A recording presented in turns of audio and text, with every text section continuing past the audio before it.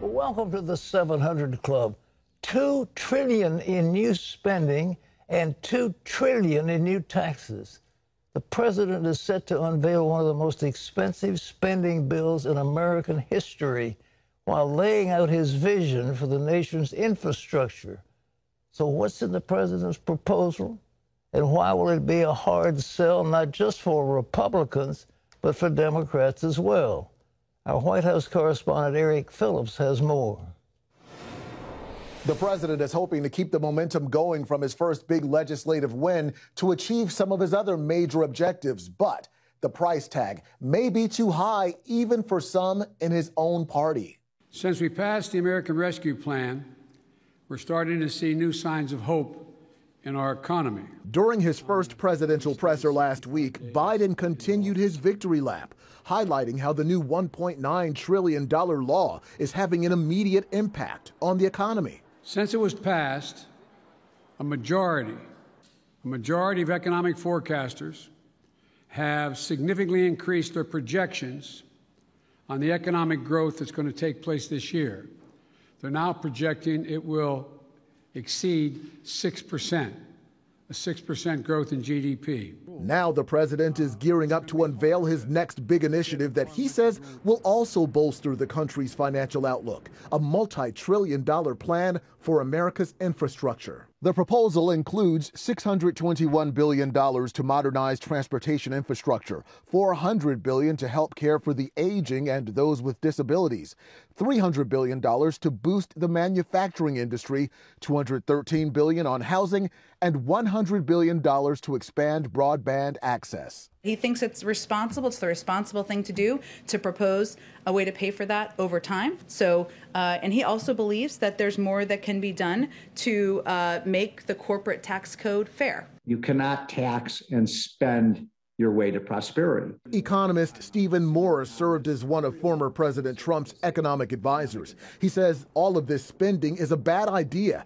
especially when it will likely be paid for in part by tax increases on businesses as well as wealthy families and investors. They're taxing you coming and going now under this bill, and it's going to have also very negative effects. This is going to be one of the most expensive spending bills in American history, on top of the most expensive bill in American history that we just passed less than a month ago. The Biden administration insisting the need is too great to delay. Now is the time to create millions of good jobs for American workers. Now is the time to clear the backlog and repair our highways, roads, bridges, maritime ports, airports, and more. We are now ranked, 85th in the world in infrastructure? Still, the plan's hefty price tag may prove to be a hard sell, and not just for Republicans who have said they won't support it. This is just, I want to stress, the beginning of a process, the beginning of a negotiation.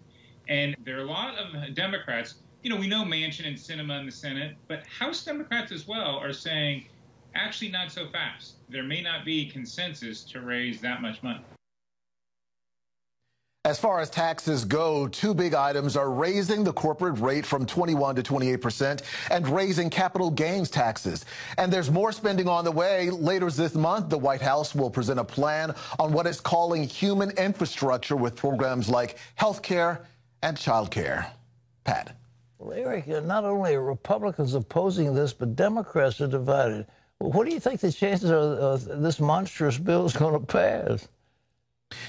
Well, the president has an uphill battle when you think about it because of the fact that he's being challenged on all sides. We're talking about the left, middle, and right. More progressive Democrats are saying, hey, this bill's not big enough. More money needs to be spent in terms of infrastructure. You need to go even farther.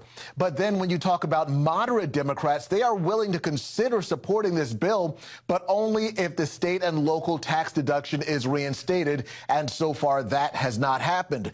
Then you turn to the Republicans who are already shaking their heads saying, this is too much money. We're talking about raising taxes too high. In fact, just this morning, word that a group of top Republicans have formed a coalition to fight back against the impending tax hikes. So there are some massive fault lines that the president has to deal with in order to keep this bill from perhaps slipping through one of those major gaps. Pat. Hey, a little aside, you had a chance to ask the press secretary Why do they call it the Biden-Harris administration? What did she tell you about that? Well, I mean, Pat, it was just pretty curious that last week we saw somewhat of a rebranding on websites and other official documentation saying the Biden-Harris administration. So I asked White House Press Secretary Jen Psaki about that. Take a listen.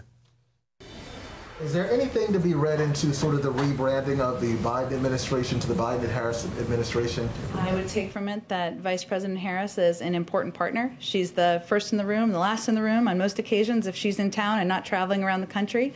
It's a reflection of the important role that she will play moving forward. A pretty reasonable explanation, right? I mean, considering she is vice president, but a lot of people are wondering if she's playing a larger role behind the scenes than the White House is overtly saying. So it's something that folks are definitely keeping a close eye on, including us, Pat. Thanks, Harry.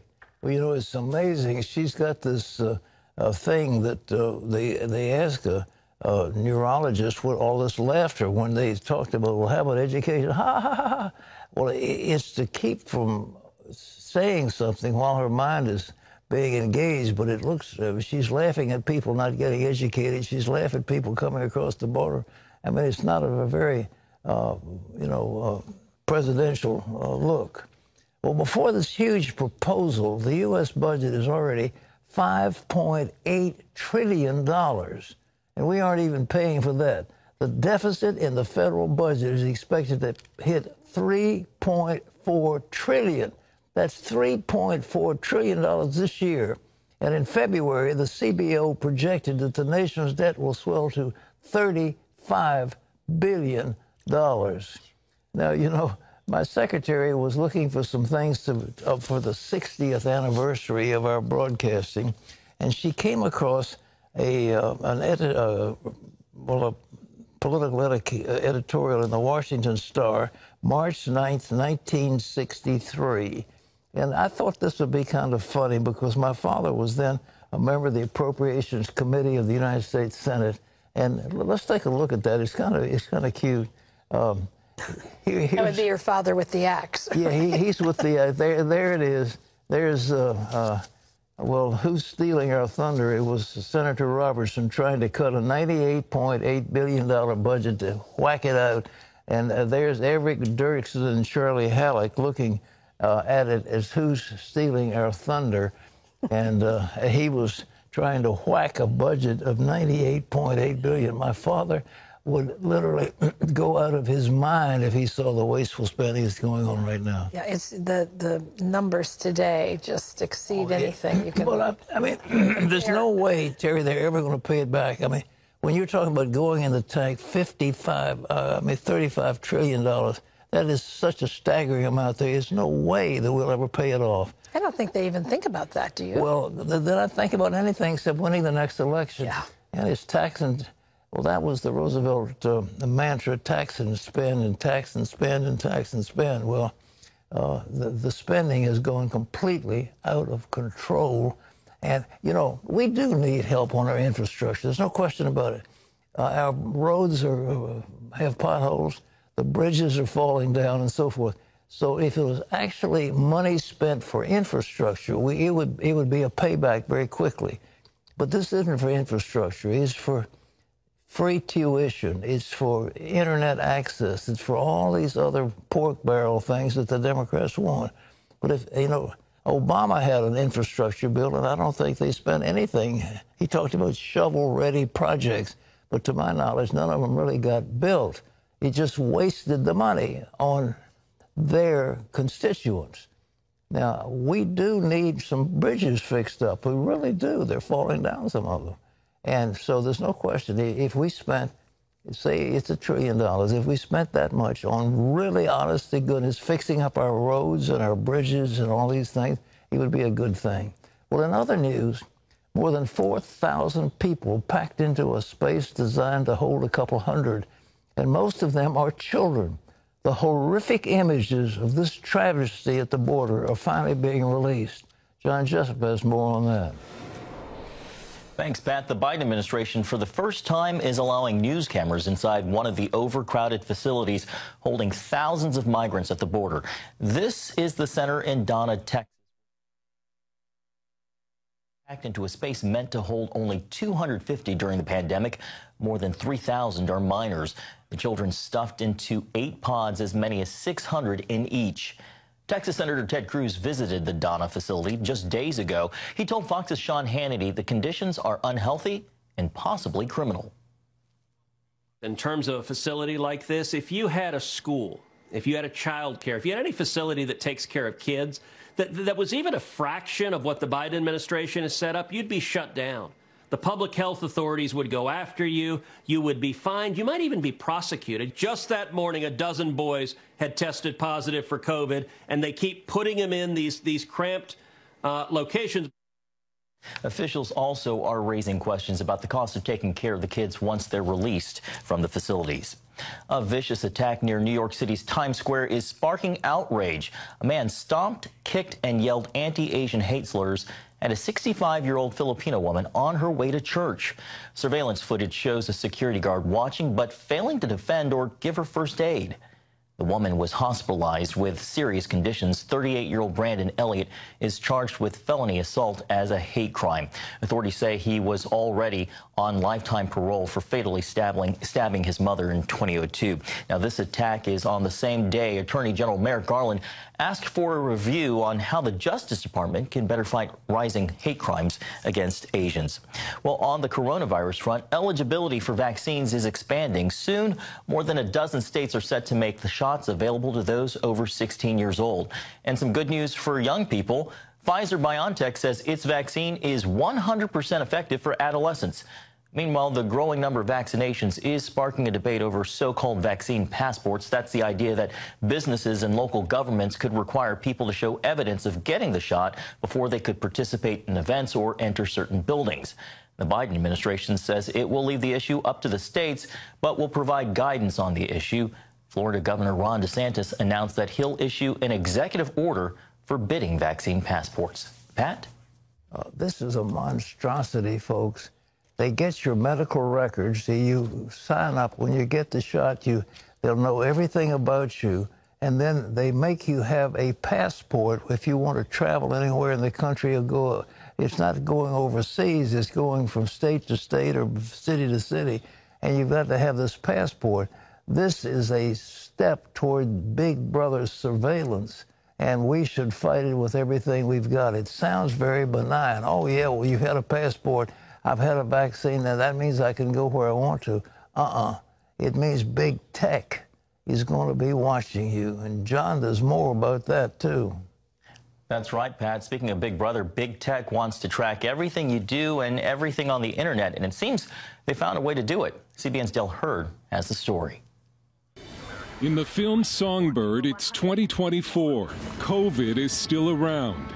And phones act like informants that report people to the government. Anomaly detected. Armed guards will be arriving in 4 to 6 hours. Now a coalition of big tech and mainstream media companies are pushing new technology that could turn your phone or computer into an informant. Everything created on a device with a computer chip could be tracked back to the author. Everything. Every post, every photo, every video will have the creator's digital signature on it. It's called the Coalition for Content Provenance and Authenticity, and it has the backing of the biggest names in tech and media. It's being applauded as a way to stamp out disinformation on the internet. But who decides what's disinformation? Big tech will decide and will have the tools to punish the person behind it. If there was any online privacy left, this new system being proposed would put an end to it. It's not a bad idea to track down on information that's false or misleading or deceptive. The problem is who are you going to put in charge of that? Alumbo Kari writes for Breitbart.com and is the author of Deleted, Big Tech's battle to erase the Trump movement and steal the election. The people who have been put in charge of it over the past 4 years, Silicon Valley companies, they've abused that power to crack down on information and viewpoints that they don't like. They've used it as a tool of political interference. This new project could also help the establishment media, which has been losing audience and money to the alternative media. The entire media, the entire establishment is on board with cracking down on so-called misinformation. It's how they've censored the internet over the past 4 years. We asked the coalition if the new technology would have some sort of opt-out provision or a safeguard to prevent it from being used as a weapon against free speech. The coalition did not respond. Dale Hurd, CBN News. Pat, Dale's reporting depicts some scary scenarios. Well, you know, you look at the book of Revelation, and there's a time where people could not buy or sell without the so-called mark of the beast. And it does seem that we're getting farther and farther, or closer and closer to that kind of a situation. There wasn't an opportunity in the old days to really surveil an entire population, but now it can happen. It can go into the depths of darkest Africa or down into the jungles of the Amazon or wherever and follow you. And it means that nobody could escape. And the Bible says nobody could buy or sell without the mark of the beast. Well, it's almost like we're heading that way. There was a book slouching toward, Bethlehem. It looks like some beast is slouching along. But it's happening so fast, and the technological wonders that are being created, they all seem so benign when they are. Well, it's wonderful. We'll give you a card that's going to have something. Visa now, or the companies that deal, well, I guess MasterCard particularly, has now got a card that it isn't just a credit card, it's a cash card. And before long, they could cancel out your stock accounts. I mean, it wouldn't take much to reach in and take away your money. I mean, it's just one of those things that's happening. So be vigilant. And what's going to help us? I tell you, the power of God is the answer, folks. There isn't any other way to do it.